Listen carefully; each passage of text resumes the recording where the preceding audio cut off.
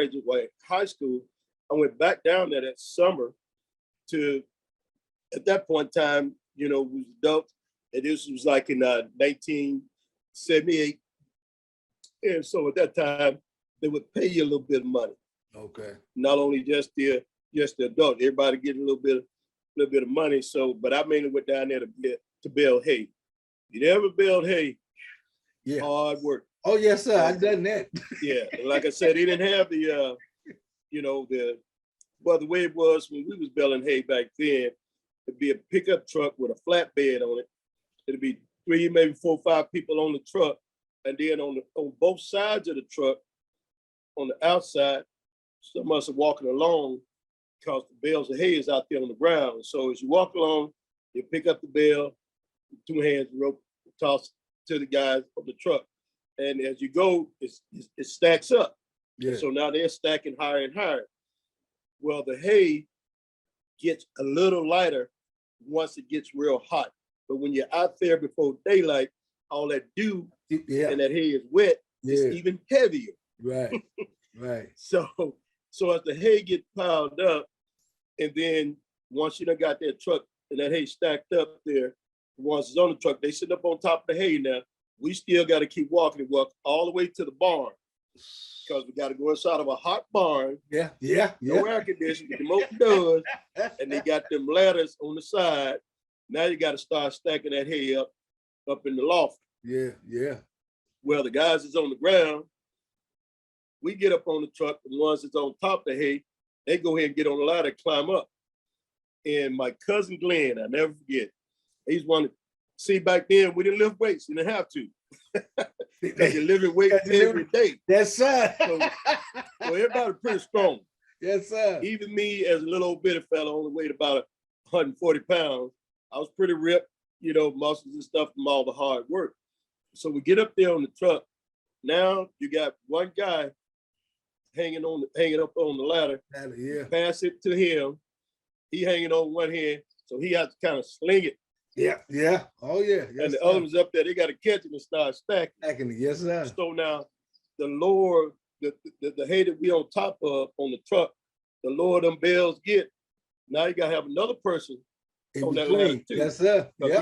He gotta pass that bale to my first cousin Glenn. He gotta grab it. Now you gotta toss it up. Yes, sir. So that's just one truck. Right. Once you done did that truck, you get back out there and start all over again. Yeah, no, that's like I said, they don't understand. That's like that. That is the general workout piece. Like I said, and that's why I laugh about it, because like I said, my uncle's phone, it was the same way where we had to go out there and do different stuff. And we doing it. I'm going back home after it's over with for the summer. They talking about, Dad, what you been doing? Oh man, I'm on the farm. I'm like, real? Like, dang, you know, that's why like with now, when I did high school I played football in high school. Me and my partner, we go at it. They got to talking about lifting weights and all. I'm like, yeah, okay, I'm gonna do it, but it wasn't no real biggie for me because according to the stat sheet, I'm leading in sacks and tackles, so I ain't got to move no house to lift. Right. I mean, me and my varsity coach, we fell out because, like I say, my partner, he down there, this is how you get into college. You gotta go. And he broke out my cousin, I call him Cuz. Cuz broke out, hit that 315, got up, eyes bloodshot red. He's like, you gonna do it? I'm like, all right, your turn, Cease. No, bro, I'm good. I said, we can do 285, 300, but I ain't gotta do 315 because I ain't going out like that. So I did 300. You can go ahead and do 315. No, his eyes say I can't do 315. I'm gonna go upstairs. You need me to spot you? No, I'm good. All right, I'm gonna go upstairs, holler at these gals, and I'll meet you on the bus. I was done. Like, I ain't gotta lift no houses, man. Look here. The stat sheet show what's happening. It ain't because I'm banging 315. I ain't moving no houses. I was like, and from that point on, he kind of had a dislike toward me. But I'm like, dude, I ain't gotta move a house to tackle a Negro. All I gotta do is hit him and drive him back. I'm doing my part. And that was the way we did things. And then going back to what you said, I laughed because when I went off to college, people were trying to figure out, I was born in St. Louis, but I say I was raised in Memphis, Mississippi. I said, so that makes me dangerous. That's why, huh? I said, I'm a city dude. I said, but from Memphis, the Memphis mindset is the white boys, they show you up front. No, they don't. No, they hide it a little bit, so I got to look between. But with the Mississippi, they show you up front that I don't like you, and this is how it is. So I'm dangerous because I sit there and I like, yeah, I smile with you, and in the back of my mind, I'm reading you, and you never know which way I'm coming. So yeah, I'm kind of dangerous to worry about, but you know, I let you think I'm the country goofy dude. It's cool. Where you from? St. Louis? Huh? Yes. Yeah, that's it. That's why when I first met you on the Mob Connection, Polo them said they were teasing me about, boy, wait till you meet Mr. Energizer. I said, how yeah, when you meet him, he said, CP, y'all got to be. And after that first time we actually saw each other on it, they came back, come on, y'all got to be related. So I came back, I'm like, hey, what's up, Unc? What's happening? And we've been on point ever since. And I'm like, man, I just love the fact that vibe, and you came back to my, all right, nephew, whatever it is, like, I'm in. It's a done deal. It's a done deal. But well, I agree with you 100% on that, nephew, because see, I have a lot of family in Memphis. And so even when I was living in Mississippi, we would make some trips back and forth to Memphis, you know, some, but now I got a whole bunch of family members live in Memphis. So, because Memphis and Mississippi is so close. And so I was able to gain a little bit of street knowledge, I would say. Yes, sir. When I would be up in Memphis. Yes, sir. And I'm just an old country boy, you know, hard, working hard. But I did learn quite a bit of slick stuff there in Memphis, because I got some relatives in Memphis that taught me the slick stuff. Yes, sir. You know? Yes, sir. So I was able to deal with, I've been able to deal with white people on two different levels. Yes, sir. Those two levels, you know, same as you, because it was always, you know, Mississippi, you got to stay in your place. Yeah. I was kind of a little radical fellow, you know, and so my and see the ladies, the women in the house, they were so afraid and so protective of the men, the boys. Yeah. And when I had somewhere to go, they made sure two people went with me. But most of the rest of everybody else in the house, only one person had to go with them. So, and the rule and the statement that see, my mother would talk to them first, and then my grandmother. I can remember some of the statements my mother would say, and my mother would always pray over me. You know, since they always some praying women, which is a blessing, because I do believe that helped protect me. Well, my mother would always say, okay, now, since Arthur got to go over this white man's house to do this, to do that, two of y'all going with him. And she would give them specific rules. Stay with this boy, no matter where he move or where he go while he's over there working at the white man's house. You better be with him every step. And if he opens his mouth to say something, put your hand on his mouth. If you got to grab him, snatch him back, because I want my son to come back home alive. And it was frustrating because I didn't understand. My mother was doing it for my protection at the time. Right. Oh yeah. You know, you said, Mom, I could go somewhere by myself. Do this on my own. No, boy, you ain't going by yourself. Right. You know, I ain't had no choice. But I'd be so mad. We could be, and it'd be a 5-mile walk that we had to take to get to this person's house, or a 4-mile walk, or a 3-mile walk. You know, white man might want me to come over there, move some bricks for him. Be different things, branches, and always pay me with some coins. And so I was the type of kid always trying to figure out, how can I get back at this white person? What can I do? Because I don't feel good. I don't like them calling me nigger boy and all this. Well, there was a little store across the railroad tracks we used to have to walk to. Yeah. And you know, because they had the cash register where you got the arm on the register. You got to do for it to open up and all that. And we would be given a quarter sometimes, and you could buy a whole bunch of stuff with a quarter. And we would walk down to that store, a lot of times it'd be 8 of us.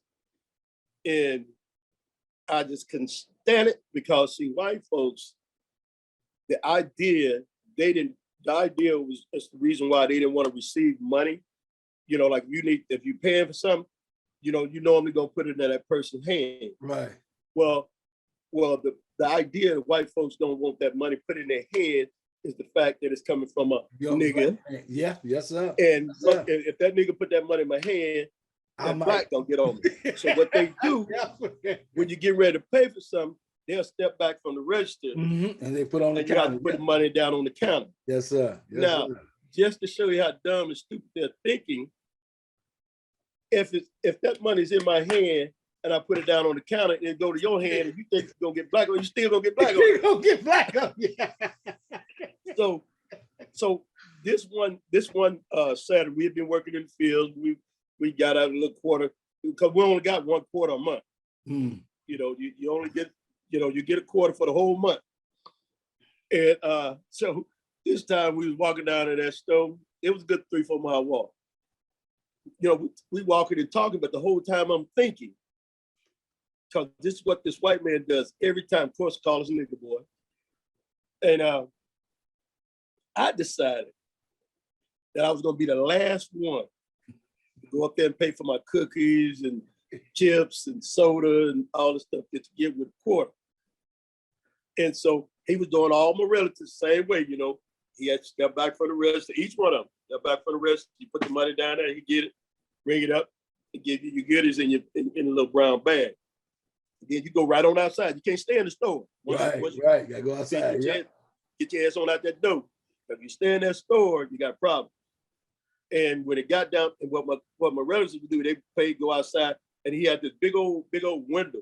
You know, right there. Because back then they had the big glass windows, you know, where it's lower, you can look all through it. Well, they would go stand on the corner of the window, each one of us, once we get our stuff. And then it was my turn to pay for mine. Of course, he stepped back from the register. But here's the thing I did. On my way to the store, my quarter, I had took it, put it back in my pants, back down in my underwear, and rubbed that quarter up the crack of my butt. And I held this. So when I took the quarter out, I took it out like this with my fingers, and I put it on the counter. He stepped back from it, you know, and he's looking at me all strange, you know. I don't know if he smelled.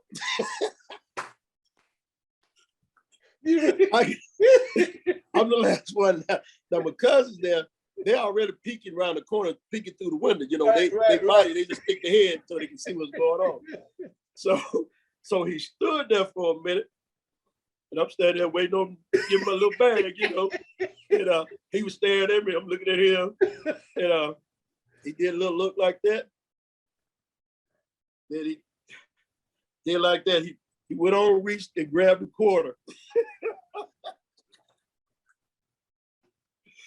I come outside. We got to walking by relatives. They was cracking up. Now, my oldest cousin that was with us, he asked me, he said, "Why do you do that white man like that?" He said, "Well, cuz they treat us like shit. I figure I'd treat him like shit." Just a J-bone in you. We laughed about that all the way to the house. And from that point on,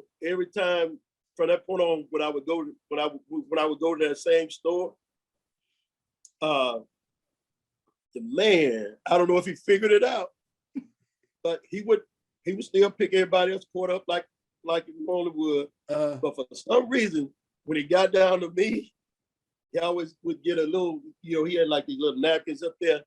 He would grab my quarter with the napkin, still put that sucker in the register, but for some reason, I don't know if he had figured it out, because of that day, I don't know if he just felt something strange or whatever, but my quarter was the only one from that point on. He would grab a little napkin like thing and pick it up with the napkin and put it in the cash register.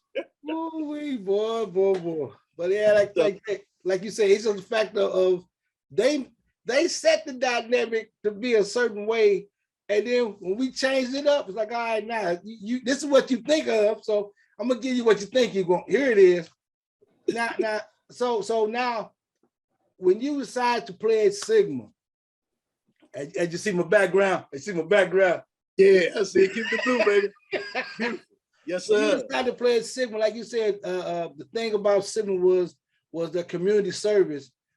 Being a part of all that, like I said, you talked about it with us as far as being and what number were you, so I can let the people understand what number were you? Oh, I was ace. Ace on my line.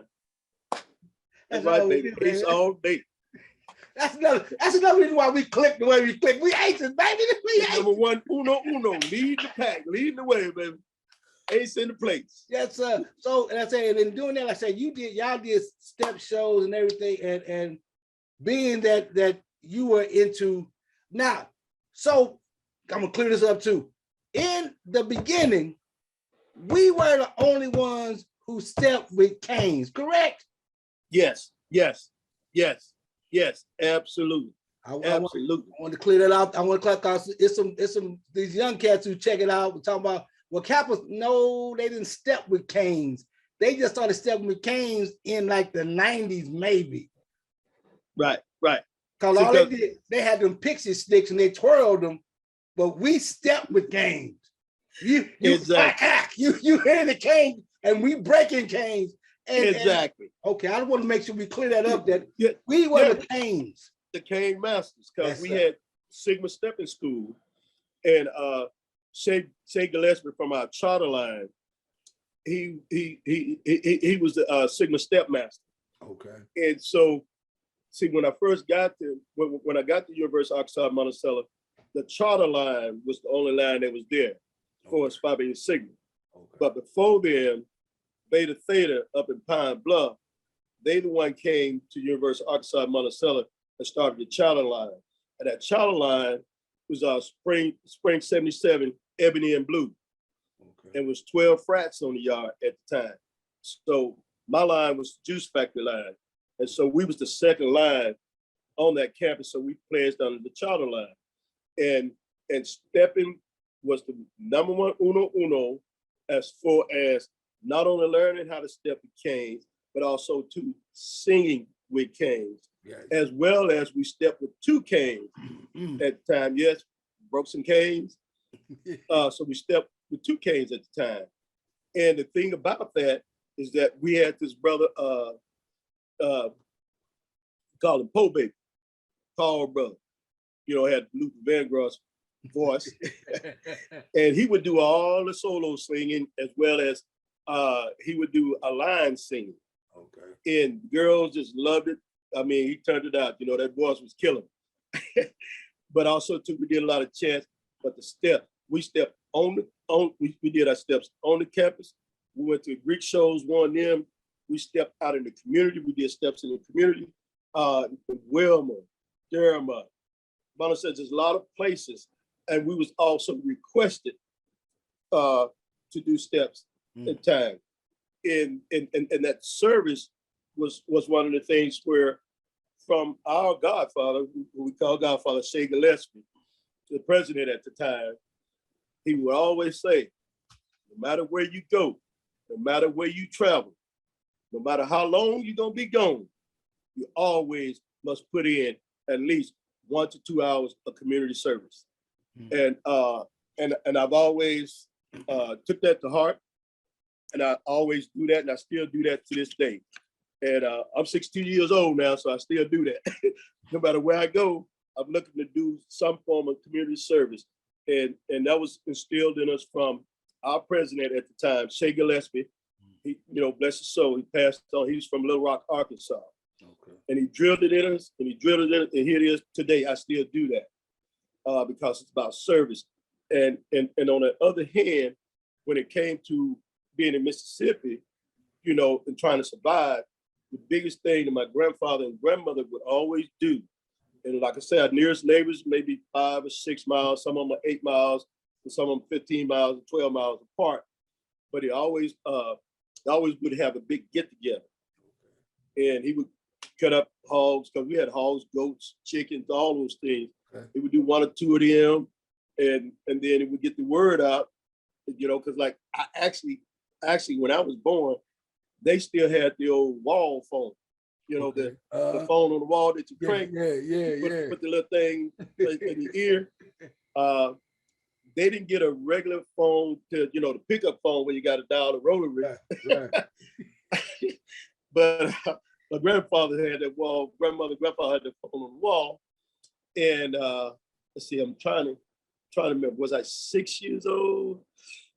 I'm thinking I was somewhere around maybe 5 or 6 before they actually. No, maybe a little older than that. Let me take it back. Yeah, maybe 7, somewhere around in there, where they would actually have a, you know, a rotary phone you pick up and you got to dial. Mm-hmm. Of course, it was all new to me and us. And it was weird. But anyway, it was about serving. And so people would come and they would bring a little something too as well. And we would just have a big feast all day long. And it usually would be on a Saturday after we got out the field, because we work a half day on Saturday in the fields. And then on the other hand, on Sundays, we go to church. That was the only day you actually had off from working in the field. Now, the other thing is going to church on Sunday, you're going to be there all day. You're going to be there till late. You go early in the morning, you're going to be there late in the evening to dark, just about. So my grandmother, she would always have all this food made up because you have to take food with you. Right. And so when we have a break in the service round, I think it's around about 1 o'clock, everybody go outside, they bring their food out there, they sit the blankets out and they eat, and that's the lunch break. Okay. Then church service started again, because you know, did Sunday school and praise and worship all that time. Then church service started around about 2:30. So you're gonna be there till about 6.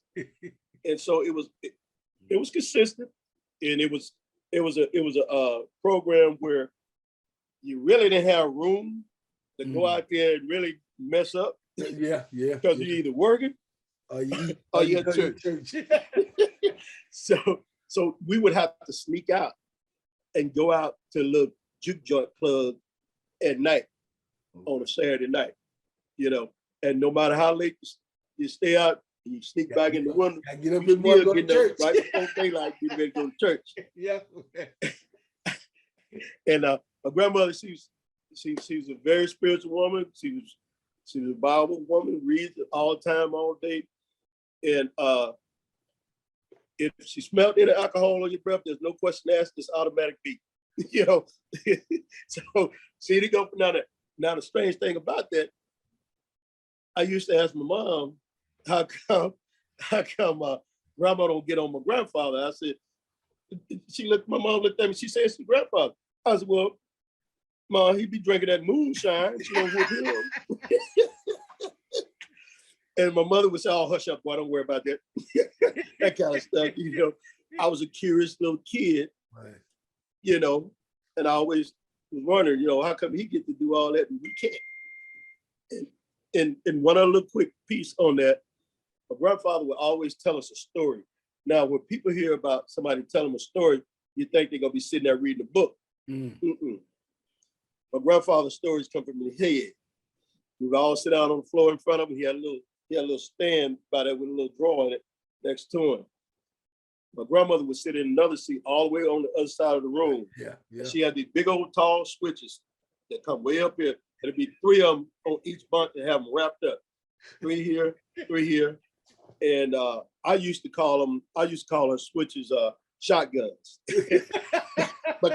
because they laugh about this today. Because I call them switches. I call them shotguns back then. And my grandfather, when he get through telling the story, then we all have to get up and get in a line, and he either give us a cookie or a piece of candy before we go down the hallway to go to bed. Yeah. I think I was maybe the 6th or 7th little fella in the line at the time.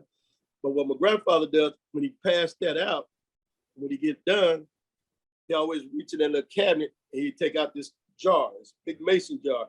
It was clear. My little brain used to always think that was water. Take the top off and he'd take a big swig and he said, all right, y'all go to bed now. Well, to get to me, I was curious. I wanted to have some what I thought was water because I always try to do what I see my grandfather do. I wanted to be like him. Right. And so I asked him, could I have a swallow of that water? Now he know what was in there. Right. My thought now, why could he didn't tell me there was moonshine? He took that jar top off there just as big and passed to me. I got my little hands with both hands. I'm thinking I'm gonna do like, you know, my grandfather. I'm gonna take a big old swig and go. So I turned it up, took a big gulp. My eyes got big. That stuff went down and started burning my stomach. I fell back. I rolled over. I said, "Oh!" I rolled over backwards 2 flips. And when I got up, my grandmother hit me with that switch. Flop, flop, get on down the hallway. So my ass is burning and my mouth is burning, and I'm hollering, going down the hallway.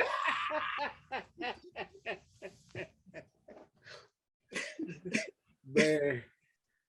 But I learned that about the thing with the white man with the quarter. That's the little slick stuff, you know, I got from being up in Memphis around my relatives. That's why I got the little slick thing. Man. No, yes, sir. Like I said, no, you learn some lessons regardless whether you think you learn it or not. You learn some lessons on the little pieces. Cause like I said, like you said, my grandfather, like I said, him and my grandmother had a little thing, whatever. So we went to Memphis and Mississippi. It was like, all right, where you want to go? You want to go to Memphis first, or you want to go to Uncle Buddy's first? Based on when it was, like I said, it's like now, end of June, early July, I'm going to Uncle Buddy's first because in July, it's going to be hot as the son of a gun out there. And he talking about, yeah, go outside and get the chicken. No, man, I ain't doing that. I'm doing that when I get to Memphis because there ain't nothing but city living. So, yeah, I'm going to go out there first while it's cool. Because that was the first time I ever saw, I think I had been around 9 or 10, and my Aunt Helen said, y'all want some chicken tonight? Yeah, we want chicken. I want chicken wings. Said, yeah, you want chicken wings? Okay. She said, I'm finna go get the chicken. I said, oh, we going to the store? She said, no, I'll be right back. She walked outside. Now, everybody else knew that she was going to get a chicken from outside, except for me. I'm looking, where's she going to the store? She grabbed that chicken by his neck. Hey, yeah. What is she doing? She came back in that house, got the chicken on. Yeah, I'm gonna cut it up. You know, I don't want no chicken. that ain't how they doing that. That Kentucky Fried Chicken. I don't want no chicken. Boy, you stupid. You gonna eat this chicken? Don't worry about. I ain't eating. Man, she cooked that chicken. I'm looking like, no. You don't eat this, you don't get nothing. And we did those chickens the same way. Man, you know? She pulled this cake out, talking about, yeah, I got this chocolate cake with yellow. So you don't eat that chicken, you don't. You ain't get nothing. Well, I took my time. I want to eat this chicken. Oh, eat this chicken. Man, I said, I never thought. I was like, so when I got back to St. Louis with my mama, I'm talking about, Mama, you know how they cook chicken in Mississippi? She's like, yeah, like I do it. Aunt Helen grabbed it and broke his neck. I like, I'm through. Hey, man, it was beautiful. Yeah, man. It's so amazing that you said that, because see, we did it the same way, you know, bring the chicken neck and all that. Well, the thing about growing up there at my grandmother's grandfather, but he had, because there was so many of us, he made 2 big long tables, made them, you know, because they had axe back then. Yeah. You go out there, cut down a tree, you cut all the branches off him, and some of the older kids got axes and stuff. Hook it up to old mule, drag that big long tree back up to the house. He had this big, huge long belt with this blade on it all the way to the end. He started that thing up. They mounted that joke up on there. My grandfather would just take the pencil, mark, and then he would use some paint to line down, slice off the bark so he could slice out some planks. Right. And so he made 2 big long benches to put in there and 2 long tables. My grandfather would sit at one at the head, my grandmother would sit at the other, and all the rest of us are sitting there. And my grandfather, he would always pray. And he would ask everybody to bow their head. We hold hands, everybody bow their head. He said his same statement every time. Everybody got your head bowed? Yeah, Papa. He put his head down and he would say, Jesus wept, thank you, Lord. And when you raise your head up, my grandfather already got the fork sticking over there in the meat. Fix his plate. That man has the shortest blessing I've ever heard in my whole life. That's the exact words he say every meal. That's the shortest blessing I've heard anybody say over any meal. And you don't, and there's no discussion at the table because everybody is eating. It ain't no right. And if you mess around and say there's something on your plate that you don't want, before you get that completely out of your mouth, either the person sitting to your left or the person sitting to your right, they ain't gonna be in your plate, taking it out, putting it on there. Yeah, that's it. So I learned real early not to never say something on my plate that I don't want to eat, because you're not gonna eat again. There's no eating in between. No, somebody gonna get it. Be done with Grandma it. didn't play that. Yes, sir. She had my grandfather go find more old rusty chains you can. Yeah. He made my grandfather, because he didn't have money to go buy there. He searched around until he found some old rusty chains, brought them things home, had the teenage guys out there, boys out there, getting that rust off them chains. And my grandmother would put it around the refrigerator and on that deep freezer. So you ain't nobody going, and she have it locked up. If you want anything out of that refrigerator, you gotta come see her. Ooh-wee. Yes. And she ain't gonna let you have nothing out of there until it's time to eat. So a lot of times we would go out in the woods and maybe find berries or something. That was kind of like our snack stuff. Right. And so I dare not to even ask what grandmother cooked, because we would go down to this creek. We would go down there and hunt snakes. We would kill them. That's time we'd come back to the house anywhere from 14, maybe 20 some snakes. Skin them, gut them, and all that stuff. Man. Clean them, cut them up, and grandma gonna cook them. Every meal she cooked was good. It'd be anything from squirrel, rabbit, raccoons, snakes. I'm trying to think of some of the other animals we killed out of rabbit, deer, and so I've had quite a bit of a variety of different meats. I've ate turtle, because 2 miles in the woods on the land we was on, there was a big pond out there. Okay. We would go swimming in it. It would be big snapping turtles in it. My grandfather would catch all them snapping turtles out that big lake. But we would go out there and swim in it. Wow. It was just one of them things. And that's what's crazy about now. We run a little short on time. That's what's crazy about now is the fact that like you said, we used to break out and jump in creeks, swim around and all that kind of stuff. And now, you don't want to do that. You can get, in my opinion, I don't care what nobody say, we did more stuff in hazardous stuff and came out all right. And now they talking about you can't even have your kids outside worried about the sun's gonna be too much. I think there's a problem, Unc. That's a problem. That's a problem, Unc. I agree with you, nephew, 100%. 100%, nephew. Man, but once again, Unc, I want to thank you for coming in and spending a little time with me on the Mr. Parker's Neighborhood. Before we leave, though, what do you want to let people know or want to say in general as far as good advice for living life? Yes, absolutely. My advice is to put God in your life first, or whatever your religious belief is, or your higher power. Put him first. Spend time meditating, talking to him, because he's going to be there for you through all the ups and downs throughout life. And so one of the things I would say that I learned, and I would advise people to do, is do all you can to have laughter in your life every day, because it's healthy. Even when things are going bad, even when things are not looking good, to ease the pain and the struggle, it's always good to laugh. And that keeps my spirit up. Yeah. But also too as well, allow him to lead and guide you throughout life. And when you meet someone who has a little bit more knowledge about life than you have at a younger age, heed to some of that advice. Yes. Because what that person is doing is trying to give you some advice on how to go through this life where it's maybe not as much of a struggle as it has been for that person, because they've already traveled that road and it's still going. And so whatever advice that you gain, knowledge that you gain, whatever wisdom that you gain, be willing to pass that on, not only to your own family, but to other people out there, because that's what I truly believe that's going to make this a better world and a better place to live. And that's my advice. All right. Thank you, Unc.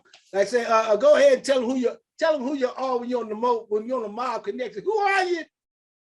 I am DJ Mr. Energizer, all the way from that Juice Factory line, a laminated chapter, Omicron Signal, right here, the J-Bone Lounge in the dirty South, where it's balls to the walls all day, every day, any time of the day, any time of the night, and any time of the week, because it's always on like Donkey Kong at the J-Bone Lounge in the dirty South of Jacksonville, Arkansas.